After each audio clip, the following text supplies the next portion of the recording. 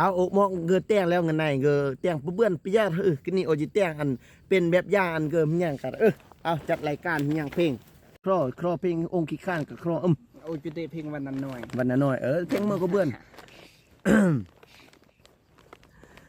เห็นว่าผักโหมเฮียนอยู่แคมทางอย่าเฝ้ายำบัดมันปงยอดพาวบัดมันตาวยอดด้วยยังสิได้ไกลเกินตกกระเทินลงตัดจะนำเอาเมดถูกงาใดออกนอกหัวจะเอามวลเข้าสวนกระสุกสบายดีบรรดาพ่อแม่พี่น้องทางแฟน FC ทุกทานตอนรับเข้าสู่รายการเสียงเพลงยามบ่ายวิทยุขึ้นความถี่หอย3.0มิกะเฮิรตซ์บ่าวพรวิไลคนเก่าเจ้าเดิมออกรายการเป็นประจำ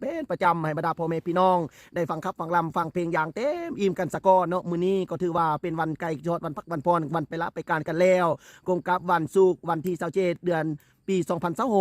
มาฮอดปัจจุบันนี้บ่าวพรวิไลกับผู้ดำเนินรายการจะได้ออกอากาศให้พวกท่านนะครับฟังเสียงขับเสียงลำเสียงเพลงอย่างเต็มอินอย่างมนๆยามเหตุเวียกเหตุงานเหตุลาเหตุการณ์บ่ว่าจะเลิกแต่หัวแต่ส่วนแต่ให้แต่หน้าบรรดาพ่อแม่พี่น้องบ่ว่าจะอยู่ให้อยู่หน้าอยู่หัวอยู่ส่วนฟังรายการวิทยุคืน FM จากบ่าวพรวิไลแล้วก็คงจะซื่นใจเมื่อทุกคนเอามาฮอดปัจจุบันนี้บ่ว่ายังไรอย่าห่างก็จะได้ตอบสนองเป็นเสียงเพลงให้เพิ่นสะกอนขอมาแต่เมื่อวานนี้ขอเพลงหยังขอเพลงเมื่อ ยังเรื่องปกกระแวไม่นี่เพิ่ม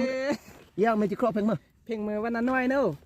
สิได้ตอบสนองเป็นบทเพลงของวันนาน้อยเนาะแต่ตอนนี้ไปเปิดเสียงเพลงตอบสนองให้รายการแฟนเพลงกันสะก้อนต่อไปผู้ใดอยากฟังเพลงไหนอยากฟังเสียงขับเสียงลำมาทักทายสบายดีทางมาไม้หลังไม้ได้ตอนนี้ไปเปิดเพลงกันสะก้อนเตอร์ติ้วประมือเส้นเดี๋ยวนี้เมียไปผัวบ่ได้จมว่าแต่เมียกลับมาซ้ำมาว่าให้ผัวหาเว้าเฮาบ่เบิ่งครอบครัวหาเว้าว่าผัวนี่บ่หา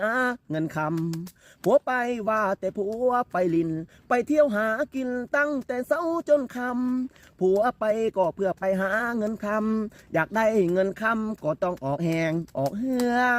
ผัวไปกินเหล้าเมาเบียร์ก็เห็นหน้าเมียเอิ้นน้ำทุกเถื่อเว้ามามันลดเป็นตาเบื่อเว้ามามันลดเป็นตาเบื่อว่าผัวบ่เมื่อผัวก็ป่าเมียหายเมียไปก็ว่าแต่ไปหาเงินไปแล้วไปเทินกับผู้ชายคนใหม่ผัวเว้าเจ้าก็บ่สนใจผัวเว้าเจ้าก็บ่สนใจผัวบ่ให้ไปเมียก็บ่เคยฟัง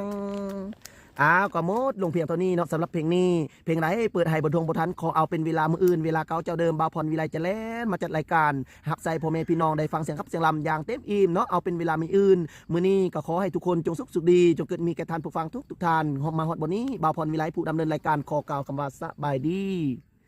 แน่เห็นบ่จบ